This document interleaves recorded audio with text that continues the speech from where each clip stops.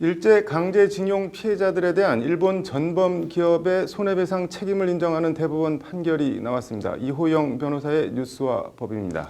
이 변호사님, 사건 개요부터 좀 간략하게 설명을 해주실까요? 네, 그 지난 30일이죠. 네. 그 일본의 그 전범 기업인 그 신일철주금 네. 구 일본제철에 이제 강제징용에 끌려갔던 네네. 우리나라 국민 그 피해자들이 네. 그 일본 기업을 상대로 낸 그 소송에서 네. 최종적으로 대법원이 네. 그 신일철주금은 그 원고 4명에 대해서 네. 그 각 1억 원씩 배상을 해라. 네. 라는 최종 승소 판결을 지금 내렸습니다. 네. 그런데 이 예. 사건이 지금 어디까지 거슬러 올라가냐면 네. 그 1990년대 후반까지 거슬러 올라가요. 네. 이분들이 처음에 일본 법원에 네. 그 신일철주금을 상대로 그 손해배상 소송을 제기했다가 네. 일본 법원에서 연달아 패소 판결을 받고 네. 그 일본의 그 대법원이라고 할 수 있는 네. 그 최고 재판소 네. 에서도 그 최종적으로 패소 확정 판결을 받았습니다. 네. 그런데 이분들이 도저히 이걸 받아들일 수 없다. 그렇게 해서 우리나라로 넘어와서 네. 2005년도에 그 우리나라의 법원에 네. 다시 일본 신일철주금을 상대로 또다시 손해배상 청구 소송을 제기를 했고 네. 이게 이번에 최종 확정 판결이 난 것이죠. 네. 네. 이게 양승태 사법부랑 박근혜 청와대 재판 거래 논란이 있었던 그 재판인 거죠? 네, 맞습니다. 이게 대법원이 사실은 이번에 네. 처음으로 이 사건에 대해서 선고를 한 게 아니라 네. 원래 그 1심과 2심에서 네. 그 원고들이 패소 판결을 했다가 네. 이게 뒤집힌 게 언제냐면 2012년 5월입니다. 네. 그러니까 2012년 5월에 우리나라 법원에서 처음으로 네. 대법원에서 네. 그 원고의 승소 판결을 했고 네. 근데 그게 대법원이 이때 승소 판결을 했던 건 뭐냐면 네. 그 2심, 결국 고등법원의 판결이 잘못됐다라고 네. 해서 파기환송을 시켰었던 네. 거거든요.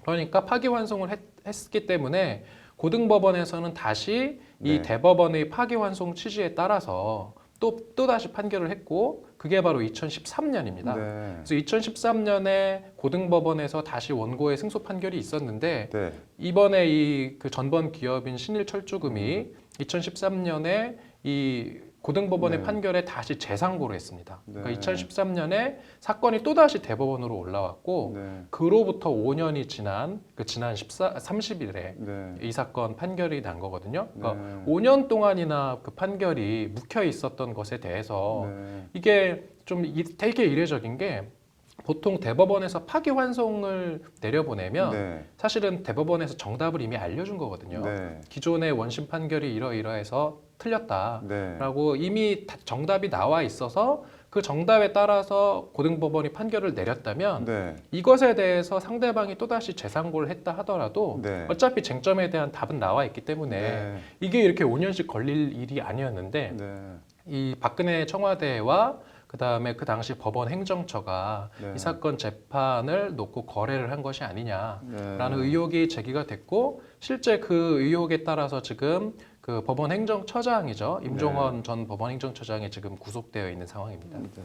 재판 쟁점은 어떻게 됐었나요, 그런데? 일단은 이 재판에서 크게 네. 좀 문제가 될 만한 쟁점을 제가 뽑아보니까 한 3가지 정도 되는데 네. 결국은 일본 최고재판소에서 이미 패소 판결을 받은 사건이 우리나라 법원에서 이게 구속력이 있는 것이냐라는 게 첫 번째고 네. 그 다음에 그 한일 청구권 협정이 있지 않습니까? 네. 그 한일 간의 어떤 그 일본의 그 식민지 지배로 인한 네. 청구권에 관련된 재반 어떤 그 민사 문제 네. 또는 재산권과 관련된 문제는 이 함큐에 해결을 한다라는 네. 게 한일 청구권 협정이었는데 네. 이러한 청구권 협정에 개인이 청구할 수 있는 손해배상 청구권도 이미 포함이 되어서 네. 소멸되었다라고 할 것인지 네. 이제 그것이 두 번째 쟁점이었고 마지막으로 손해배상 청구권의 소멸시효는 네. 안 날로부터 3년, 있은 날로부터 10년이거든요. 네. 이러한 어떤 손해배상 청구권이 이미 옛날에 소멸된 것이 아닌가 이렇게 크게 3가지 네. 쟁점으로 좀 뽑을 수 있을 것 같습니다. 뭐 대법원이 승소 판결을 내린 판결 사유 같은 건 어떻게 되나요?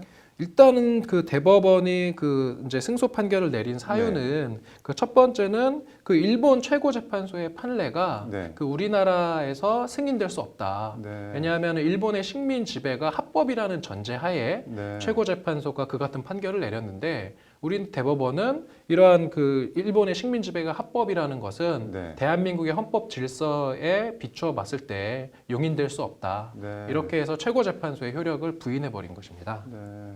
그러면은 뭐 일본 말씀하신 대로 우리 법원 판결이 일본 정부나 기업에도 효력이나 구속력이 있는 건가요? 어떤가요?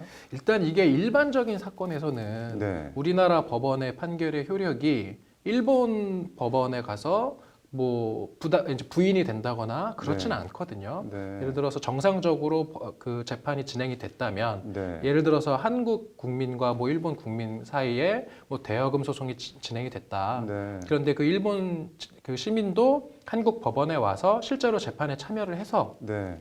그 판결이 정상적으로 내려졌다라는 것만 이제 증명이 되면 네. 일본 법원에서도 우리 법원의 판결의 효력이 인정이 되는데 네. 지금 이 사건은 좀 이례적인 게 네. 우리 법원이 이미 있는 기존 일본 최고재판소 법원의 효력을 부인해버렸기 때문에 네. 이 판결의 효력을 또다시 일본 법원에서 쉽게 인정을 해줄 것인가 네. 라고 생각을 하면 아마 이건 좀 어려워 보인다.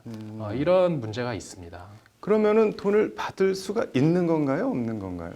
일단은 우리 그 지금 이 사건에서 손해배상 청구 소송에서 패소한 기업은 신일철주금이라는 네. 그 철강 회사인데 네. 이 회사의 재산이 국내에 있다면 네. 그건 당연히 우리나라 대법원 판결문을 근거로 강제집행 절차를 하면 돈을 받을 수 있는데 네. 문제는 우리나라에 재산이 없다라고 한다면 강제집행을 하기가 지금 좀 어려운 것이 아닌가. 네. 특히 지금 작년 기준으로 신일철주금이 네. 포스코의 한 3점 몇 % 정도의 지분이 있다라고 하거든요. 네. 그러면 그 포스코 지분이라는 것이 이제 국내 증권거래소에서 거래가 되는 것이라면 네. 국내에서 강제집행이 되는데 지금 알려진 바에 따르면 그 포스코 그 지분이 그 뉴욕의 증권거래소에서 거래가 네. 되는 지분이기 때문에 이게 또 결국은 미국 법원에 승인이 있어야지 강제집행이 가능한데 과연 일본 기업이 순순히 응할 것이냐?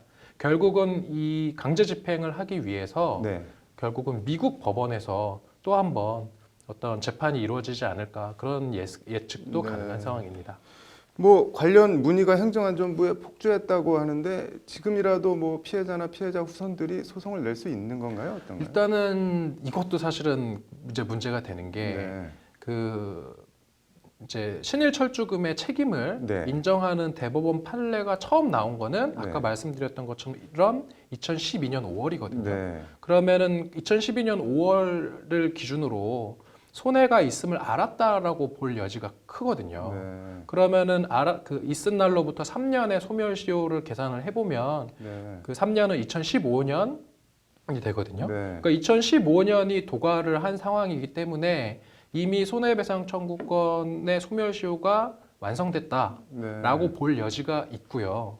실제로 그 박근혜 행정부의 법원 행정처와 네. 그 박근혜 정부 사이에 재판 거래 의혹의 한 축을 이루는 것이 네. 바로 박근혜 정부에서 이러한 사실을 이제 법원 행정처로부터 보고를 받고 야 그러면은 그 소멸시효가 완성되도록 네. 그 대법원 재판을 미뤄라 좀 이렇게 한 것이 아닌가 하는 게 지금 이런 그 네. 의혹이거든요. 네. 그리고 그러한 의혹이 사실로 드러나고 실제로 뭐 이제 앵커께서 질문하신 네. 게 지금이라도 재판을 재개할 수 있느냐라고 네. 한다면 재판을 재기는 할 수는 있습니다. 네. 다만 이게 소멸시효가 완성됐는지 아닌지는 결국 재판 과정에서 또 다퉈져야 될 것으로 보이는데 네. 사실은 지난 법원행정처의 어떤 그런 네. 검토에 따르면 소멸시효가 이미 완성된 것으로 결론이 날 가능성이 좀 크다. 네. 그렇다고 한다면 지금 이제 와서 소송을 제기한다면 좀 승소를 받기는 좀 어려운 것이 아닌가 그렇게 판단이 되는 거죠. 네. 이걸 뭐 국회에서 특례법 같은 걸로 풀 방법은 없나요, 그런데? 네, 일단은 지금 실제로 네. 2015년을 기준으로 네. 그 강제징용 피해자들의 어떤 손해배상 청구권에 네. 소멸시효가 완성될 우려가 제기가 돼서 네. 실제로 19대 국회에서 그 이런 특례법이 여야에서 지금 다 발의가 됐었다고 합니다. 네. 결국은 이러한 강제징용 피해자들의 한정에서 네. 이러한 피해자들에 대해서는 손해배상 청구권의 시효를 3년 또는 10년 네. 이 시효를 배제하자. 라는 어떤 특례법을 통해서 네. 이들의 어떤 피해 손해를 구제하는 것도 불가능한 것은 아닌 것으로 보입니다. 네, 알겠습니다. 우리 법원 판결대로 일본의 보상이 좀 이루어졌으면 좋겠네요. 오늘 잘 들었습니다.